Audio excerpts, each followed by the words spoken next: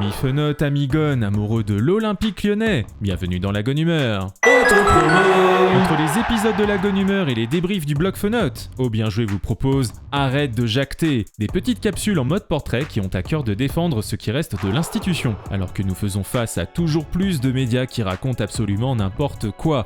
Pour le premier épisode, suite aux sanctions de la DNCG, on a décidé d'apporter quelques correctifs à l'équipe du soir, avec un peu de sarcasme mais avec des arguments. Alors si vous regardez la Gon Humeur sur YouTube, le lien est en description, et pour les autres, vous pouvez également retrouver ce contenu sur nos comptes Instagram et TikTok. Et en parlant de réseaux sociaux, comme tout le monde ou presque, on a testé Blue Sky et on voit de plus en plus de membres de la Team OL. On est aussi sur X et Threads, comme ça, pas de jaloux, alors rejoignez-nous. Alors je ne sais pas pour vous, mais en ce moment j'ai un peu de mal avec certains sigles. D-A-Z-N. Ça aurait pu, mais c'est aussi en 4 lettres et ça commence aussi par un D. D-N-C. G.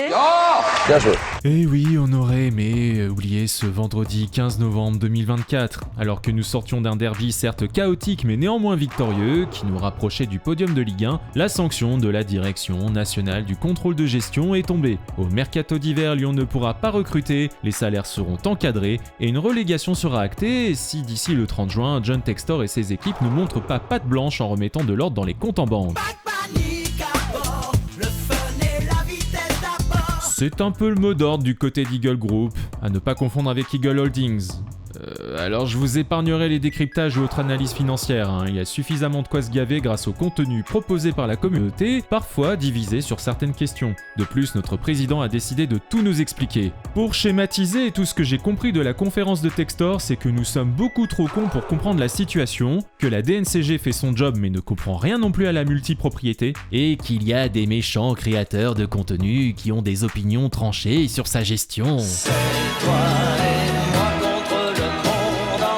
Alors je me garderai de donner mon avis sur le plan capillotracté de l'ancien skater, mais quelque chose m'a chagriné au moins au niveau de sa communication. Durant son monologue de près de 2 heures, quand il s'agit de parler de l'OL, 9 fois sur 10, Johnny parle de Olympique Lyon et très peu d'Olympique Lyonnais. Je crois qu'on s'est suffisamment énervé lorsque Laurent Blanc parlait systématiquement de Lyon comme s'il était extérieur au club pour tolérer que son propriétaire ne donne pas l'exemple. Petit tuyau Johnny, ton ami Michel Kang règle le problème en employant pour parler des Fenotes. Je suis aussi un peu blasé de voir que la diffusion en direct sur OL Play n'a jamais été une option. En tant qu'abonné à la chaîne officielle du club, j'estime avoir le droit de savoir et de comprendre, et si certains pensent que nous n'avons pas notre avis à donner puisque ce n'est pas notre argent, je suggère que chaque supporter n'achète plus de maillots, plus de places, plus d'abonnements, que ce soit au stade, à OL Play ou aux diffuseurs de la Ligue 1.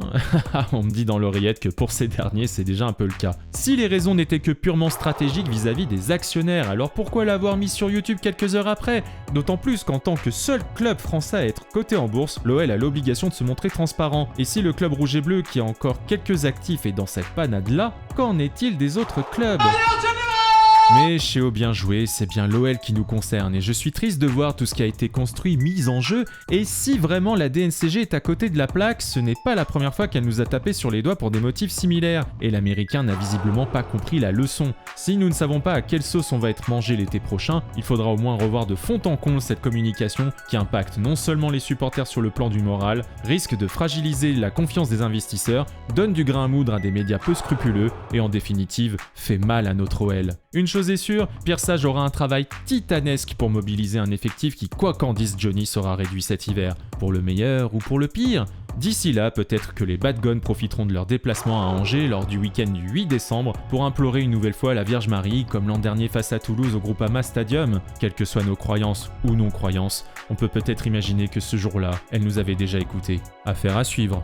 Voilà, c'est la fin de cette Gon Humeur, merci de l'avoir suivi jusqu'au bout. Comme d'habitude, si vous avez apprécié, n'oubliez pas de partager, commenter, liker cet épisode et bien évidemment de vous abonner. Amis Fenotes, amis Gon, on se retrouve très vite, car au vu de sa situation, l'Olympique Lyonnais est véritablement une formidable raison d'être nerveux. Bisous!